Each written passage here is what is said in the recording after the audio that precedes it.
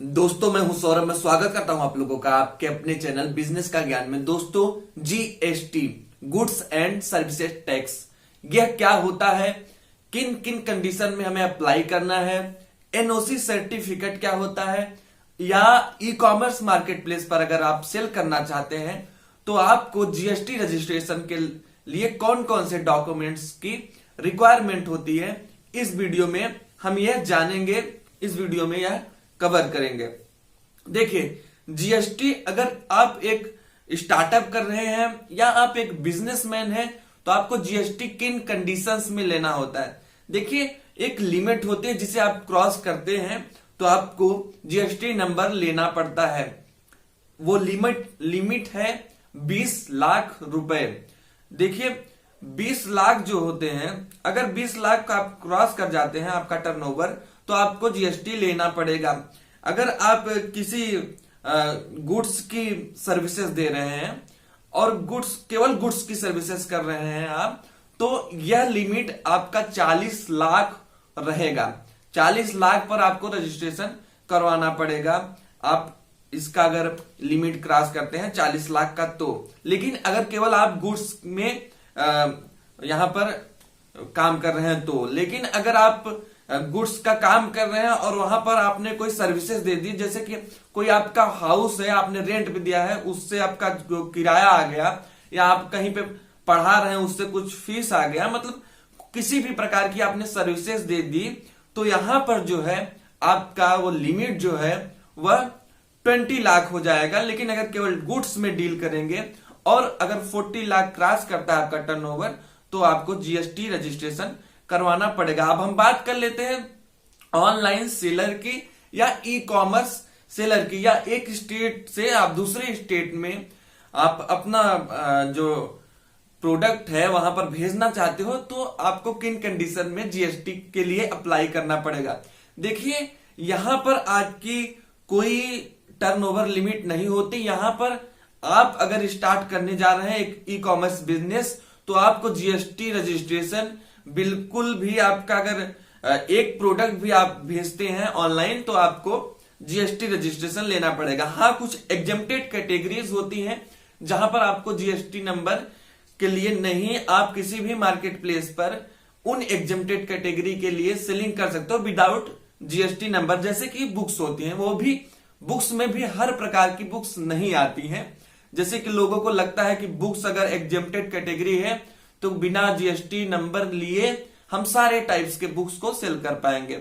ऐसा नहीं होता है। तो आज हम यही जानेंगे कि आपको ऑनलाइन सेलिंग के लिए जीएसटी नंबर लेने के लिए कौन कौन से डॉक्यूमेंट्स की रिक्वायरमेंट होती है।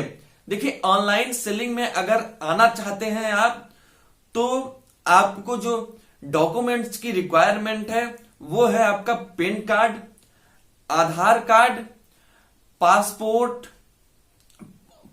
की फोटोकॉपी, या आप जहां पे रहते हैं उसका रेंट एग्रीमेंट, या वहां के आप ऑनर हैं तो उसकी कॉपी, या फिर इलेक्ट्रिसिटी बिल जो कि आपके नाम से ही होनी चाहिए। ये डॉक्यूमेंट्स रिक्वायर होते हैं आपको रजिस्ट्रेशन करवाने के लिए, जीएसटी रजिस्ट्रेशन करवाने के लिए ऑनलाइन। अब इन डॉक्यूमेंट्स में किस किस टाइप के डॉक्यूमेंट्स रहने चाहिए, हम उस पे बात करते हैं।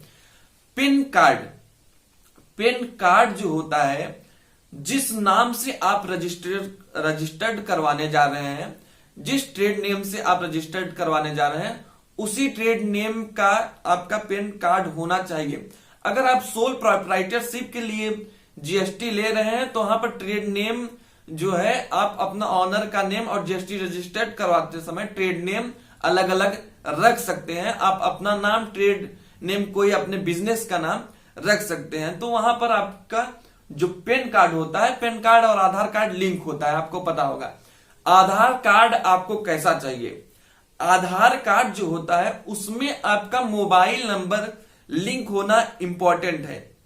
देखिए, मोबाइल नंबर लिंक होना क्यों इंपॉर्टेंट है? सभी के मोबाइल नंबर लगभग होते हैं, लेकिन मेरे साथ ये प्रॉब्लम हुई थी जब मैंने फर्स्ट टाइम जीएसटी रजिस्टर्ड कराया था।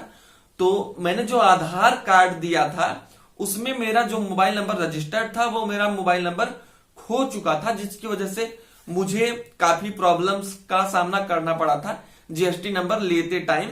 लेकिन आप जब भी अपडेट कराते हो तो आधार वेरिफिकेशन होने के बाद ही आपके जीएसटी नंबर को अप्रूव्ड किया जाता है। अब हम बात कर लेते हैं जो डॉक्यूमेंट्स आपके लगने वाले हैं रजिस्ट्रेशन के लिए।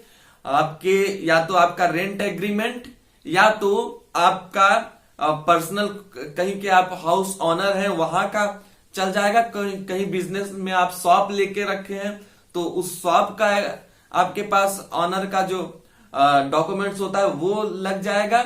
लेकिन अगर ये सारी चीजें नहीं है आपके पास तो आप रजिस्ट्रेशन कैसे करवाएंगे? देखिए क्या होता है कि जब भी हम ऑनलाइन सेलिंग स्टार्ट करने जाते हैं तो हमें बहुत सारी प्रॉब्लम आती है जीएसटी रजिस्ट्रेशन में, क्योंकि हमारे नाम से वह हाउस जो है, वह शॉप जो है वो हमारे नाम से नहीं होती, कहीं हमारे पापा के नाम से है, कहीं हमारे दादा के नाम से है।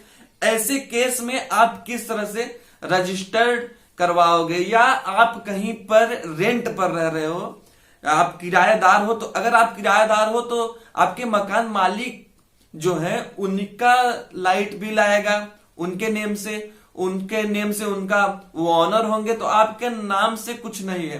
तो आपको वहां पर रेंट एग्रीमेंट की कॉपी चाहिए और रेंट एग्रीमेंट का कॉपी आप वहां पर दे सकते हैं। लेकिन अगर आप घर से स्टार्ट कर रहे हैं और यहां पर ऑनर कोई और है तो आप किस तरह से यह करेंगे? इसके लिए होता है एनओसी, नो ऑब्जेक्शन सर्टिफिकेट। देखिए नो ऑब्जेक्शन सर्टिफिकेट क्या होता है? इसका एक फॉर्मेट होता है जहां पर सारे कुछ मेंशन होते हैं कि मैं इस प्रॉपर्टी का लीगल ऑनर हूं। उसमें मेंशन किया जाता है कि मैं फला फला फला इस प्रॉपर्टी का लीगल ऑनर हूं और मैं इनको इस चीज के लिए काम करने के लिए यह प्रॉपर्टी इतने दिन के लिए दे रहा हूं या मुझे कोई आपत्ति नहीं है। और उनका एक स्टैंप होता है या सिग्नेचर होता है जिसको नो ऑब्जेक्शन सर्टिफिकेट या कंसल्ट लेटर भी बोलते हैं, जो कि आप अपलोड कर देंगे जीएसटी रजिस्टर्ड करते समय तो आपको वहां पर जीएसटी रजिस्ट्रेशन आसानी से मिल जाएगा। अब ये नो ऑब्जेक्शन सर्टिफिकेट आपको चाहिए तो आपको मिलेगा कैसे?